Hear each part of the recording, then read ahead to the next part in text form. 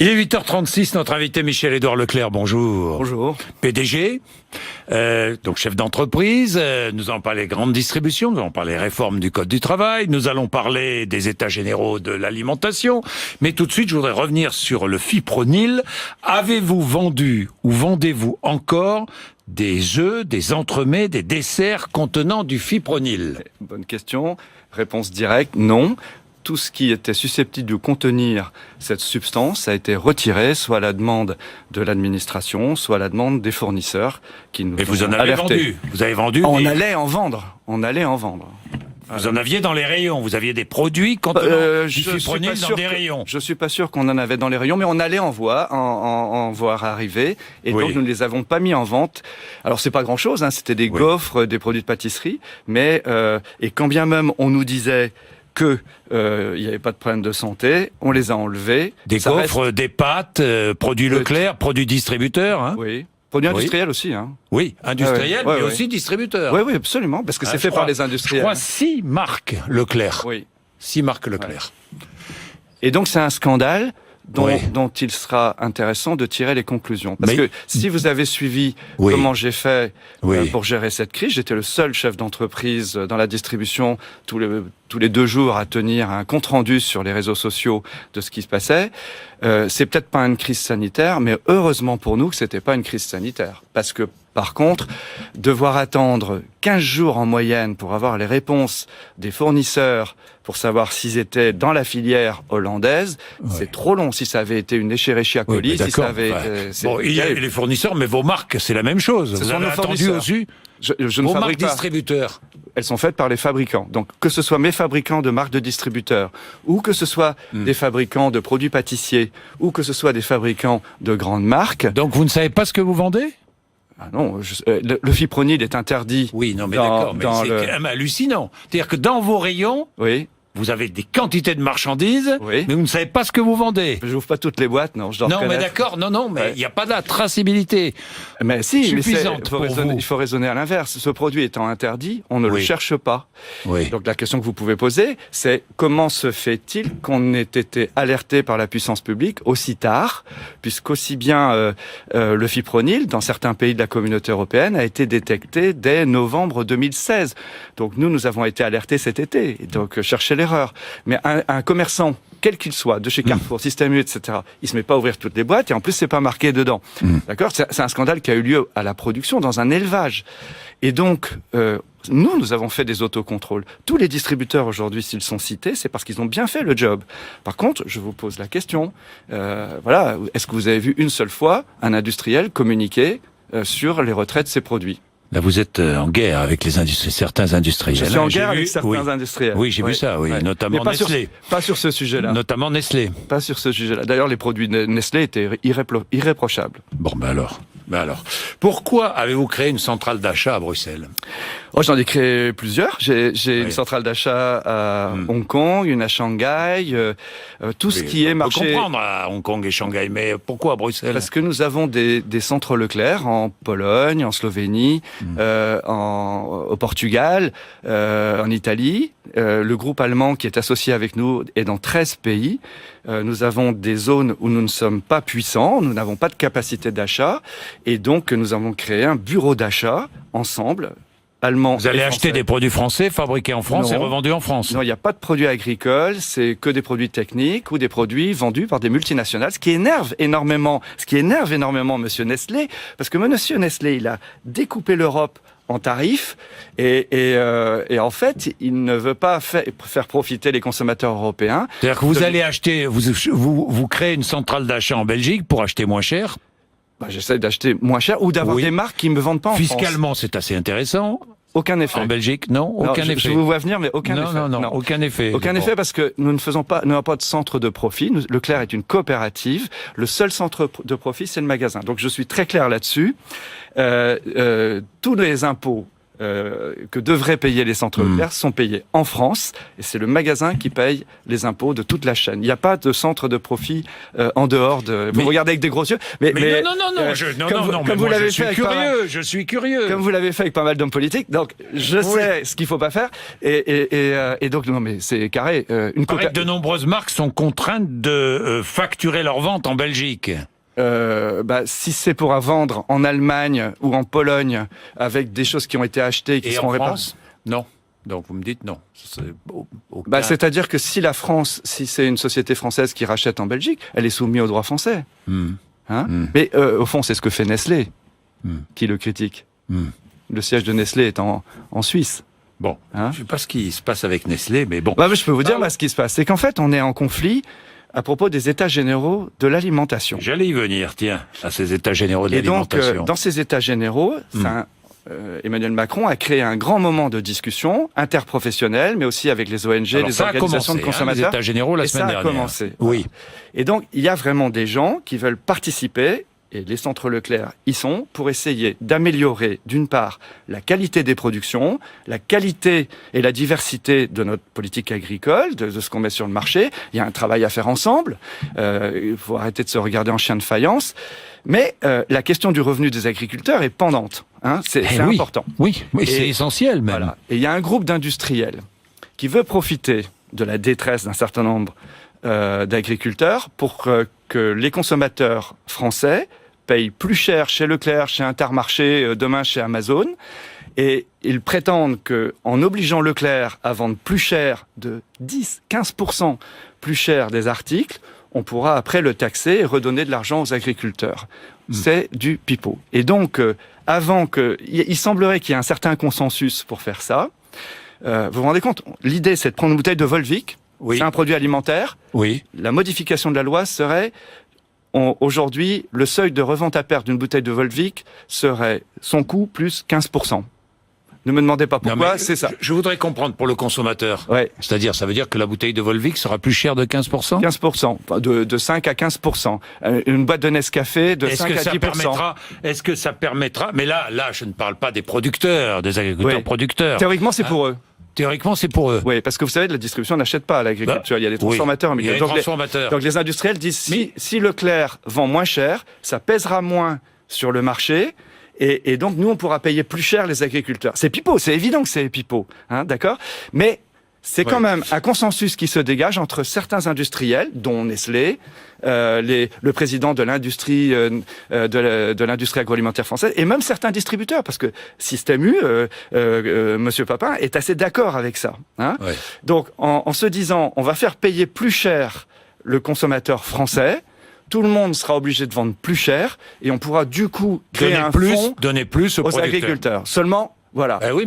Quel est le lien entre... Oui, d'accord, mais comment faites-vous, pour permettre aux agriculteurs de vivre de leur travail? Donc moi, je ne crois pas qu'en augmentant le prix de l'eau, du café et du chocolat, avez-vous je vais vous les dire, je ne crois pas que ce système-là marchera, et en tout cas, j'invite le politique à regarder l'impact politique d'une augmentation de prix dont il n'a pas préparé l'augmentation du pouvoir d'achat, ça c'est voilà. Mais moi je pense qu'il y a d'autres manières, et j'ai rencontré justement Christiane Lambert, la présidente de la FNSEA, qui est une femme remarquable. Elle a sa vision, on partage pas toujours, mais je pense qu'aujourd'hui elle a raison. D'abord, il faut qu'on défende ensemble distributeurs industriels et agriculteurs. Mais ça c'est des discours politiciens, ça. Pardon, mais moi comment ? Je vous dis. Comment ? Je vous dis, ça sort pas comme ça. Allez-y. D'abord, il faut qu'ensemble, on obtienne de la Commission européenne qu'ils défendent le droit aux agriculteurs, aux distributeurs et aux industriels de créer des interprofessions avec même des prix de défense de l'agriculture. Aujourd'hui, on n'a pas le droit de faire ça. Il faut revoir le droit de la concurrence européen et qu'on se mette d'accord. Ensuite, qu'est-ce qu'il y a comme autre solution ? Parce que c'est pas suffisant. Ensuite, pour combattre la volatilité des cours, aujourd'hui, par exemple du prix du lait ou du porc, je pense que la solution qui consiste à signer des contrats, non pas à 1 an, mais à 3 ans, à 4 ans, avec des prix qui varient dans un tunnel, mais qui donnent de la visibilité aux agriculteurs, ça c'est important. Ensuite, les agriculteurs vont devoir faire une mutation vers un autre type d'agriculture, vers le bio, vers des poulets de montage. Et là, moi je pense que les distributeurs comme les industriels on doit pouvoir participer au financement de cette mutation à travers des fonds d'entraide, des fonds de solidarité, qui permettraient par exemple aux producteurs de volailles... Vous êtes prêt, volailles, vous, à participer à un fonds de solidarité pour aider les producteurs à... Absolument. Que ce soit la proposition du ministre de l'Agriculture qui propose de le faire pour la transition bio, ou que ce soit plus sectoriellement pour des éleveurs de volailles qui doivent arrêter de produire en cage, et donc ça prend du temps pour rembourser leur emprunt. Michel, la réponse est oui. Que vous participez à ce fonds, ça veut dire que le consommateur ne paie pas plus cher son produit, mais que vous réduisez vos marges. Exactement. Et que le transformateur réduit ses marges. Et que le transformateur L'industriel réduit ses marges. Oui. Oui. Oui. Bon, écoutez, on ce va voir. Ce que je ne trouve pas bien, ce que je ne trouverais pas bien, ce serait de faire payer aux consommateurs les errements d'une politique agricole pour lesquels ils ne sont pour rien. Mais attendez, je prends juste quelques exemples. Kilo de pommes vendu 1,79 €, combien touche le producteur? 30 centimes. Eh bien, par exemple, il faut aider ces producteurs de pommes à se mettre en groupement, parce que personne n'achète directement, et donc qu'ils fassent un circuit court. Comme pour le lait, ce qu'ils ont commencé à faire. Comme C'est mon patron, le lait de montagne, comme Bleu Blanc Cœur pour la viande. Il y a aujourd'hui dans l'agriculture des groupements qui font ça bien, qui marketent leurs produits, ça permet de fidéliser, et nous devons les aider, soit en les mettant en magasin, soit même en les valorisant en magasin dans nos campagnes de pub. Nous, on fait ça avec les alliances locales, par exemple. Si vous allez sur Internet et que vous allez sur Google à Alliance locale, vous verrez le nom de 10 000 agriculteurs qui travaillent avec Leclerc sous l'égide des alliances locales. Ça, c'est une solution. Bon, parlons des produits bio. Vous avez vu l'enquête de l'UFC Que Choisir. Je prends les chiffres. Même panier de fruits et légumes. Conventionnel en hyper et super, 15 € le panier. Magasin bio spécialisé, les grandes surfaces bio, 30 €. Oui, mais enfin, dans vos super et hyper, c'est à 40 €. Non. Le même panier bio. Regardez. C'est Que Choisir. Oui, mais dans l'UFC vos marges sont beaucoup plus importantes, vos marges brutes sur les produits bio. Je ne suis pas Carrefour, je ne suis pas Casino. Si vous regardez l'enquête de Que Choisir, il y a un tableau. Et il y a un premier, il y a un moins cher. Oui, un moins cher, mais qui est quand même... Non. Vos marges sont 17. plus importantes que sur les produits conventionnels. Normalement, j'ai pas le droit de reprendre les enquêtes de Que Choisir, déontologiquement. Mais dans l'enquête de Que Choisir, Leclerc est à 117, un indice 117. Quand Biocop et C'est Bon sont du côté de 140 et 157. Oui. Bon. Oui, d'accord. Non, mais peut-être, mais... mais peut-être, mais... d'accord. Mais est-ce que vos marges sur les produits bio sont plus importantes que vos marges sur les produits conventionnels? Non. Mais c'est pas ce que dit l'UFC Que Choisir. Non, s'agissant de Leclerc, elle le dit pas, d'accord ? Et ensuite, moi, mon combat, c'est justement de rendre le bio accessible. Je crois au bio. Je mange bio. Le bio, c'est pas la panacée, mais c'est bien, d'accord ? Et donc, j'achète mon bio dans les centres Leclerc, moi. Donc, si vous voulez, le truc, c'est que le bio, la qualité, les labels, ça doit pas être un prétexte à marger plus. Donc, Que Choisir a raison. Que Choisir a raison. Maintenant, il faut aussi que les producteurs de bio acceptent que le bio soit pas non plus inabordable. Le bio, ça ne doit pas être réservé à quelques happy few. Donc, le combat de Leclerc, c'est mettre du bio partout. Donc, ça rémunère plus l'agriculteur, mais il faut, pour que ça soit un marché, que le consommateur puisse l'accéder. Mais est-ce que vous gagnez plus d'argent sur les produits bio que sur les produits conventionnels? Non.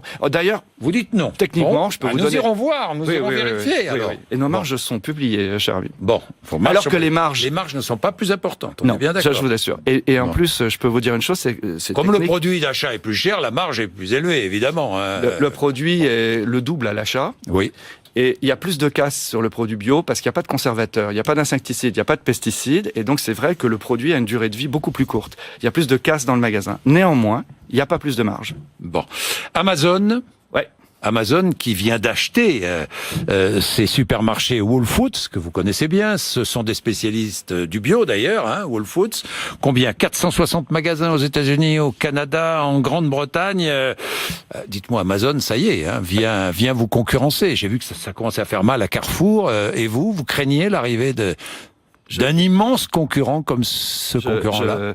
Avec les centres Leclerc, nous nous y préparons depuis 3-4 ans. D'ailleurs, je crois qu'on en a parlé. Oui, je suis venu 2 fois au moins chez vous en parler. Oui. Nous avons investi près d'1 milliard dans la logistique pour pouvoir faire de la livraison, soit sur le drive, soit à domicile, soit... vous êtes capable de livrer un produit frais dans les 2 heures à domicile, Leclerc? Pas tout de suite, là. Vous savez qu'Amazon commence à le faire? Oui. Ils sont plus forts que vous. Oui, oui. Mais dans la durée, au départ... Dans les grandes villes, pour l'instant. Mais un jour, peut-être. Je peux faire une prédiction ? Allez-y. Au départ, il aura la prime à l'innovation.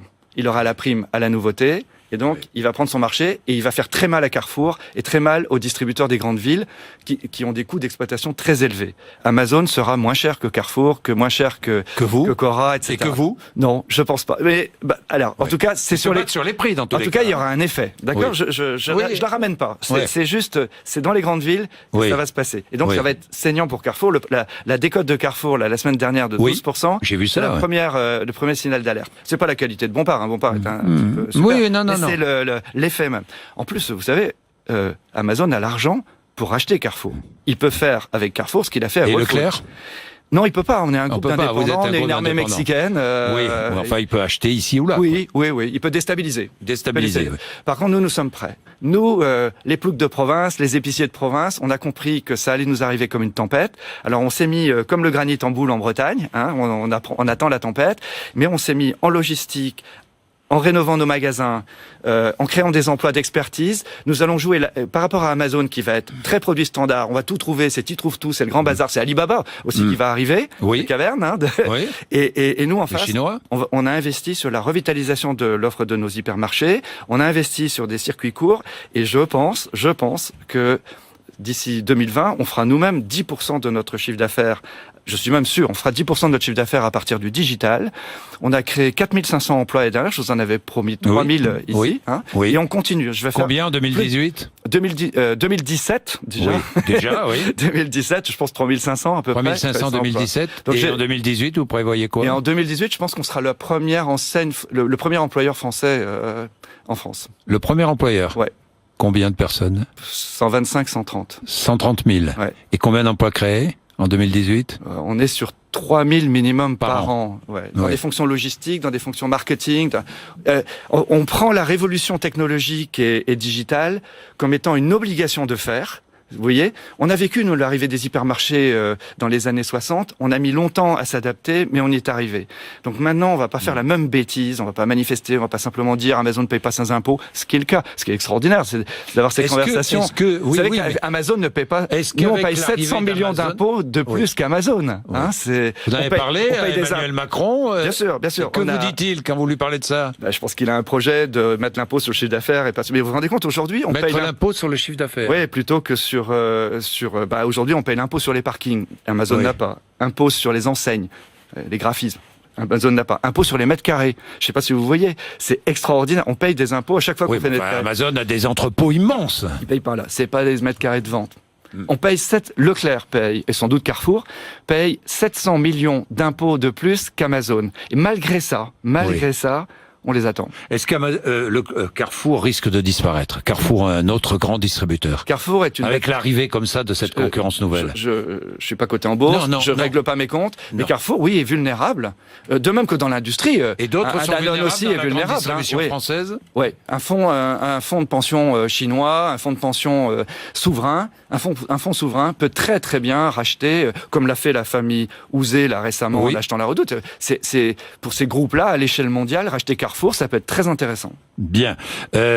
Vous êtes chef d'entreprise, la réforme du Code du travail vous convient ou pas ? Les ordonnances que vous avez déposées. C'est pas mal fait, vous voyez. Autant tout à l'heure pour les EGA, là, je lance des alertes à Emmanuel Macron et au gouvernement en lui disant attendez, quand vous avez voulu augmenter de 5 euros l'allocation chômage, ça a gueulé. Alors imaginez quand vous allez augmenter 15%. Non, c'est pas l'allocation chômage, 5 euros, c'est l'APL. L'APL, voilà. Vous voyez la réactivité au prix. Donc si vous augmentez les prix de 15%, vous allez voir que ça va chauffer. Dans le cas du Code du travail, ils s'y sont pris beaucoup mieux. Je trouve que le processus accouche de quelque chose de lisible, notamment la réunion des 3 comités d'entreprise. Enfin, c'était on est pour vous indispensable. Oui, et puis tout le monde est là, on économise du temps, etc. Et c'est surtout pour les petites entreprises que c'était important. Et donc il y a encore du travail à faire pour. Il a annoncé d'ailleurs sur le régime des auto-entrepreneurs, c'est bien ce qu'il propose, l'augmentation sur le RSI et les indépendants. Je trouve que c'est intéressant. Donc c'est vrai que c'est beaucoup de mesures qui, pour l'entreprise, commenté par des chefs d'entreprise. Donc, il faut faire attention qu'il ne perde pas sa base électorale. Il faut qu'il donne des trucs pour les salariés. C'est pour ça que je lui dis que le pouvoir d'achat des salariés, c'est pas rien. Évidemment. Il n'est pas résulté une augmentation du pouvoir d'achat de 10% depuis son élection. Donc, il faut faire gaffe. Bien, un mot, Catherine a tweeté, exigez de vos fournisseurs l'utilisation de produits français. Oui, mais ça, honnêtement, c'est pas mal. C'est beaucoup. Il faut savoir que la France, c'est quand même une 3e ou 4e puissance exportatrice mondiale. On ne peut pas ne vendre qu'à la France. Donc aujourd'hui, tout le porc chez Leclerc est français, tout le lait est français. Nous sommes Leclerc est le premier distributeur de produits de terroir, de produits régionaux français, de marques françaises. Et donc, regardez les rayons vin. On trouve très très peu de rayons de vin étrangers. C'est aussi parce que la production est de qualité, c'est pas simplement... Oui, bien sûr. Par contre, sur le non-alimentaire, on a du mal à trouver... Je suis sûr que vos vêtements sont pas français. Vous voyez, si, non. Ils sont fabriqués en France. Si. Ouais, je peux vous dire que si. J'irai regarder l'étiquette. Je veux pas. Si, c'est fabriqué en France. Je peux vous le dire. C'est fabriqué à Limoges même. Bon, alors je retire ce que j'ai dit. Avec un atelier français. Je retire ce que j'ai dit. Et c'est l'un des rares fabricants français que je soutiens. C'est la raison pour laquelle je le porte. Bravo. Voilà. Michel-Édouard Leclerc, Allez. merci. 8h56.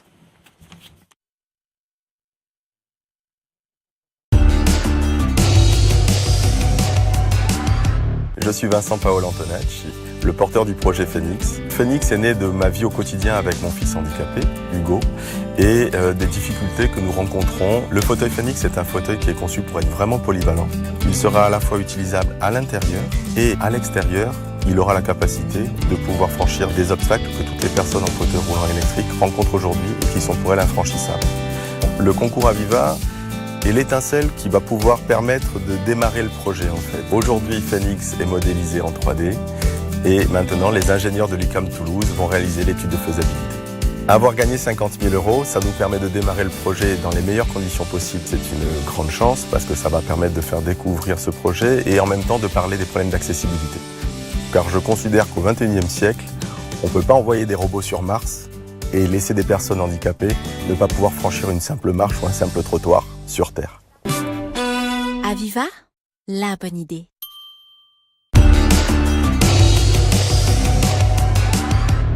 Retrouvez l'appli BFM TV sur votre mobile.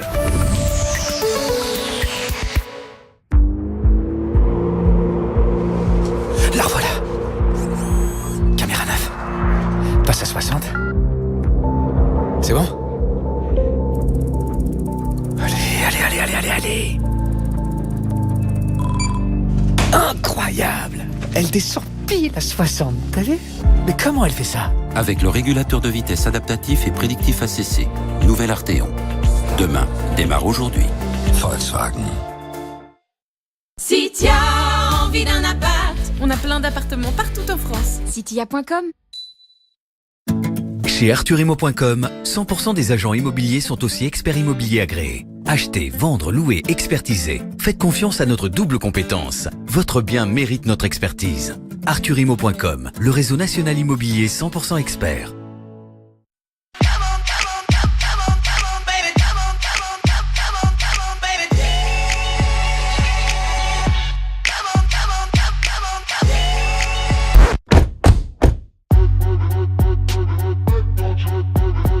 Nouvelle Suzuki Swift. Et vous, que feriez-vous ?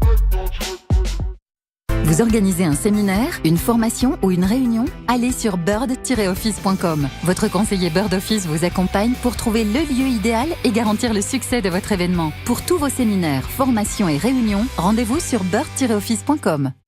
Et pour vous, le bonheur, ce serait quoi ? Pour moi, ce serait de ne plus me demander 36 fois si j'ai bien activé mon alarme. Rappel d'activation par géolocalisation. Somfy One, caméra et alarme. Votre sécurité, tout en un. Somfy, Building Happiness.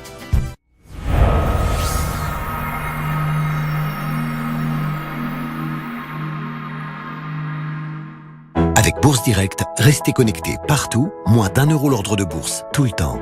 Et vous, la bourse, vous la vivez comment ? EBP, c'est pour moi la meilleure solution de gestion de mon activité. En quelques clics, je fais ma compta, la paye et j'ai toujours quelqu'un en ligne pour m'assister. Devis, facture, j'accède à toutes mes données à distance. 560 000 entreprises ont choisi EBP. Pourquoi pas vous ? Ce matin, tu rentres de vacances, beau gosse, tu regardes ta série préférée avec ton forfait raid. Et là, tu te rends compte qu'il te reste 7 minutes avant la fin de ton épisode. Gagne du temps, vite! Voilà. C'est embêtant pour les autres, mais c'est bien. Forfait mobile 100 Go, 20 € par mois sans engagement. Il était temps de rentrer chez Red. Red by SFR. Découvrez la toute nouvelle Jeep Compass. Quelle que soit votre destination, il existe des millions de chemins différents pour l'atteindre. Nouvelle Jeep Compass. Le SUV compacté de Jeep à partir de 24 950 €. Rendez-vous sur jeep.fr. Alors les colonnes à droite qui sont de l'époque. Moins de bruit.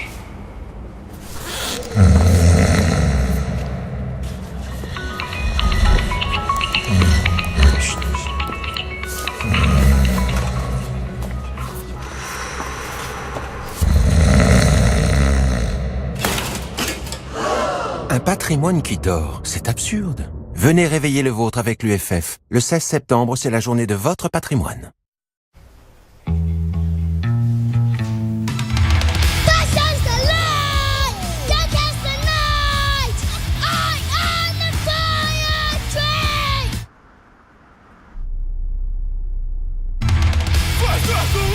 Citroën C4 Cactus avec reprise Argus plus 3500 €. Elle plaît à ceux qui n'aiment pas plaire à tout le monde. Citroën.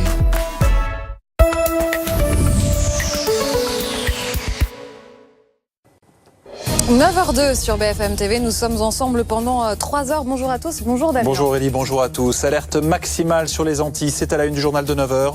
Dans les heures qui viennent, Saint-Martin et Saint-Barthélemy seront frappés de plein fouet par l'ouragan Irma. Une menace aux multiples visages, le vent, la pluie, les vagues. Nous serons sur place dans un instant. Des rafales parfois à 300 km/h et des pluies diluviennes qui vont nourrir le monstre au fil des heures. Quel chemin va-t-il prendre? Quel lien avec le réchauffement climatique? On en parlera avec Christophe Persson et Thierry Coiffier. La première loi Hulot présentée en Conseil des ministres, elle programme la fin de l'exploitation des quelques gisements de pétrole français. Mathieu Coach est à l'Elysée. Gadget ou symbole? On posera la question à Christophe Barbier tout à l'heure. Les recherches se concentrent autour de la maison du suspect, à pied, mais aussi dans plusieurs points d'eau qui n'avaient pas été sondés jusqu'alors. 10 jours après la disparition de Maëlys, on ne sait pas encore ce qu'ont donné les perquisitions menées hier.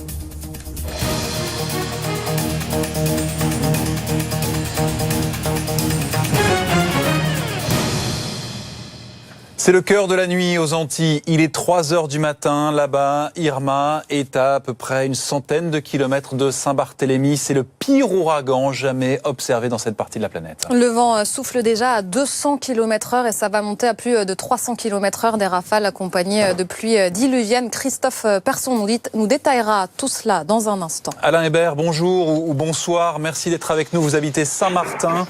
Le renforcement du vent, il est très spectaculaire. Vous sentez physiquement Irma qui s'approche? Ah oui, là on rentre dans le dur. On avait des prémices encore jusqu'à 1h du matin heure locale ici, c'est-à-dire que depuis maintenant 1 heure, là on sent qu'on est passé à une étape supérieure, c'est-à-dire que là on a des rafales qui vont entre 100 150 km/h, mais d'ici 7h du matin pour nous heure locale, donc en France environ 14h je pense.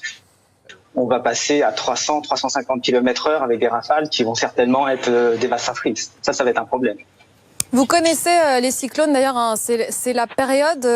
Comment on appréhende celui-ci en particulier quand on sait que cet ouragan, en fait, ce sera du jamais vu? À vrai dire, on n'appréhende pas trop parce que tant que le cyclone n'est pas annoncé, on est dans un décor de carte postale, il fait beau, il fait chaud, les îles sont paradisiaques, il y a du sable, la vie est belle. Et puis lorsqu'effectivement il y a une alerte ouragan, on essaye de voir si l'ouragan il va pas dévier plus vers le nord, vers le sud. Et puis là, depuis 5-6 jours, on est obligé de se préparer parce qu'effectivement les points météo ont clairement défini que cet ouragan allait passer entre Saint-Barth et Saint-Martin. Et de plus, a priori, certainement un des plus gros ouragans jamais enregistrés dans les Caraïbes. Ça veut dire qu'il y a un état d'esprit, une appréhension vraiment particulière en ce moment par rapport à des cyclones comme d'habitude, j'ai envie de dire? Oui, parce que pour ceux qui sont plus anciens, dans les années 95, il y avait le cyclone Louis qui avait vraiment été catastrophique.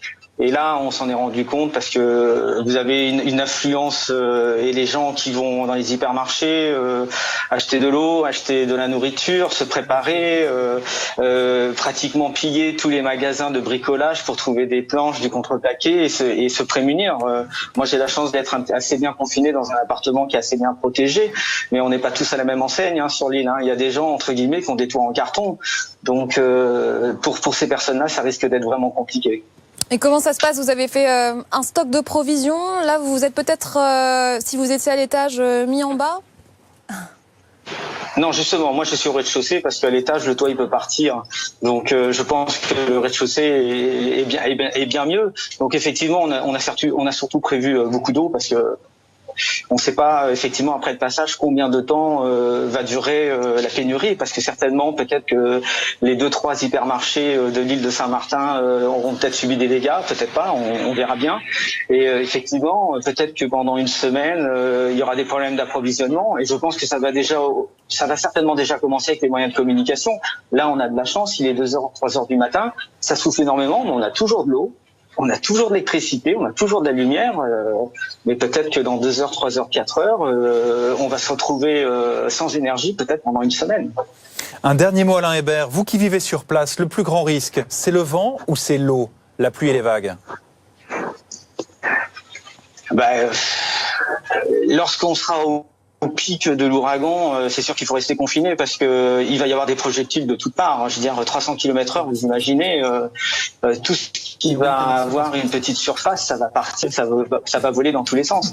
Mais il y a quand même des secteurs qui sont au niveau de la mer, comme par exemple la baie orientale ou Grand Case, qui ont été évacués par les autorités parce que effectivement la montée de l'eau est assez importante. A priori, on annonce une montée du niveau de la mer de 3 à 4 mètres et toutes les habitations qui sont au niveau de la mer, elles vont être inondées, c'est obligé. Donc, de toute façon, dans un cyclone, tous les éléments sont dangereux, que ce soit l'eau, la mer, le vent.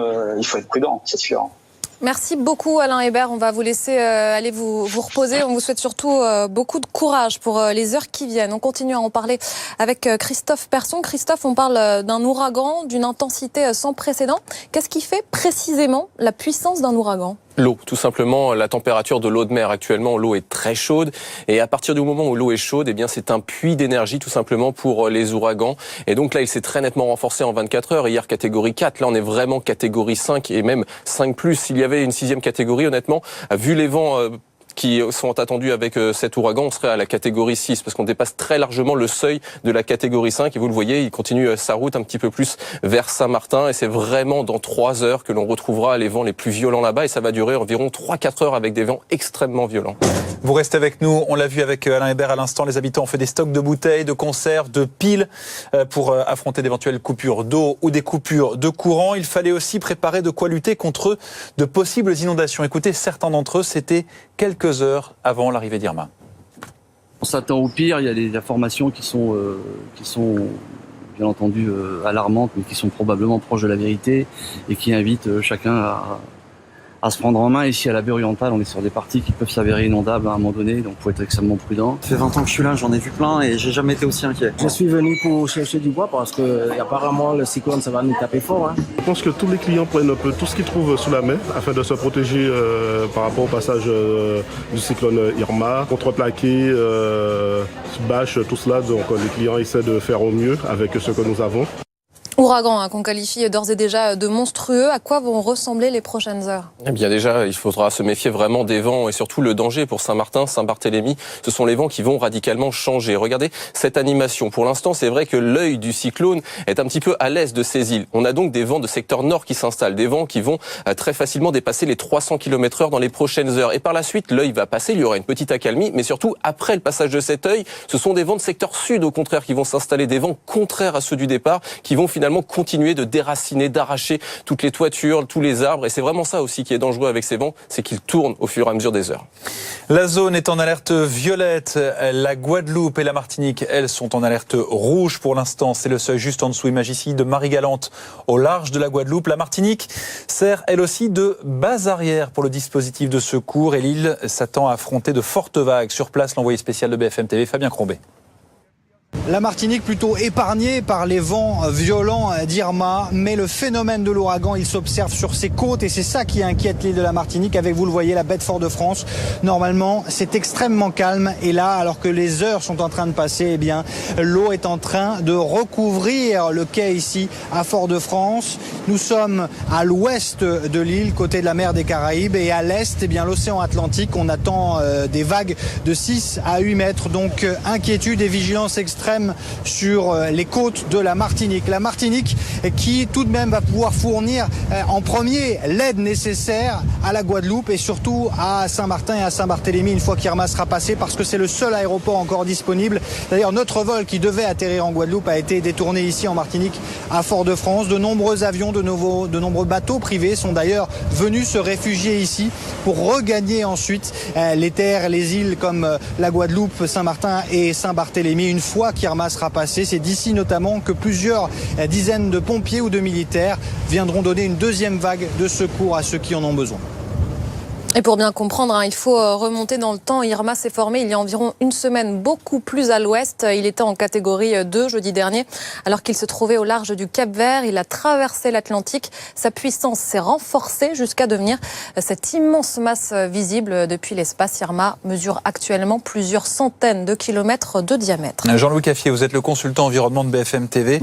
Un ouragan, c'est pas seulement du vent, c'est une menace qui est protéiforme. Oui, un trident essentiellement. Il y a le vent effectivement, il y a la pluie. On l'a vu la semaine dernière, notamment au Texas, avec des hauteurs impressionnantes, jusqu'à 1 mètre. Ouais. Pour info, le record mondial, c'est 2 mètres en 24 heures. C'était sur l'île de la Réunion dans les années 80. Donc le vent, la pluie, et puis l'océan. Pourquoi ? Parce que le tourbillon qu'on a bien décrit tout à l'heure fait en sorte qu'une onde se développe dans l'océan. C'est un petit peu comme un tsunami. C'est pas une secousse sismique, c'est la puissance du vent qui transforme l'océan en une sorte de houle permanente qui peut atteindre vague après vague. C'est pas une seule vague, c'est plusieurs vagues, 7 à 8 mètres de haut, avec des effets effectivement dévastateurs le long des côtes. Un ouragan d'une rare violence. Est-ce qu'il faut faire le lien ce matin avec le réchauffement climatique ? Je pense qu'on est obligé de le faire. Irma n'est pas toute seule. Il y a eu Harvey la semaine dernière, il y a un nouvel ouragan qui se prépare, José, dans les jours qui viennent, on le verra. Et puis ça suit surtout une série d'une trentaine d'années. Donc on a du recul par rapport à tout ça. Qu'est-ce qui se passe depuis 30 ans dans cette partie du monde ? On observe que les ouragans de force 2 à 3 jusqu'à 200 km/h déclinent et que parallèlement, les ouragans de force 4 à 5 augmentent. Les courbes se sont croisées il y a déjà une quinzaine d'années, donc c'est une tendance lourde et ça va sans doute empirer encore dans les années et les décennies qui viennent. Il n'y en a pas plus qu'avant, mais ils sont plus puissants qu'avant. Absolument, pas plus, mais plus puissants. La situation à l'heure à laquelle on se parle, l'ouragan a touché l'île de Barbuda. C'est pas très loin, c'est à quelques dizaines de kilomètres de Saint-Martin et Saint-Barthélemy. Ce n'est pas l'île de la Barbade, qui est beaucoup plus au sud. Barbuda, donc touché, l'ouragan se déplace à un peu plus de 20 km/h. Il va toucher ensuite Porto Rico, ce sera dans la soirée pour nous à Paris. Et puis demain, ce sera la République dominicaine, Haïti, Cuba. Vendredi, il devrait gagner les côtes américaines ce week-end, mais il aura sans doute d'ici là perdu un peu d'intensité. Justement, concernant les territoires américains, ils ont été placés en état d'urgence, ce qui permet de débloquer des moyens supplémentaires. Et puis, voilà, vous le voyez, en Floride, les habitants ont déjà fait des provisions ces dernières heures dans les magasins. On y reviendra en longueur, évidemment, à 9h30. On ira de nouveau sur place suivre l'évolution de cet ouragan Irma qui se rapproche maintenant de Saint-Martin et Saint-Barthélemy. Et il sera aussi question de climat ce matin à l'Élysée, indirectement, puisqu'à l'ordre du jour du Conseil des ministres, on a un projet de loi qui est porté par Nicolas Hulot. Mathieu Coach, vous êtes sur place pour BFM TV. C'est à la fois de l'ordre du symbole, mais c'est aussi un signal. La France va renoncer à exploiter ses ressources en pétrole. Oui, même si ce n'est pas pour tout de suite, la France va interdire la production d'hydrocarbures d'ici 2040. Alors c'est une mesure symbolique parce que ça ne représente qu'un petit pourcent de la consommation nationale. L'impact sur la pollution sera donc tout à fait limité. Mais c'est une mesure forte politiquement qui permet à Emmanuel Macron de remettre le climat au cœur de son action et à moindre coût. Ça lui permet aussi de mettre son ministre de la Transition écologique sur le devant de la scène. Nicolas Hulot, lui qui avait été tant convoité par d'autres présidents avant Emmanuel Macron, lui qui devait être une vitrine de ce début de quinquennat, eh bien on ne l'avait pas beaucoup vu jusqu'à présent. C'est en train de changer. Il participera tout à l'heure au point presse qui suit le Conseil des ministres. Et puis hier, il a profité d'une réunion avec les ONG à l'Élysée pour nous parler de son projet de loi. Écoutez. C'est plus que symbolique. C'est une initiative qui nous permet d'être cohérents par rapport à nos propres objectifs climat.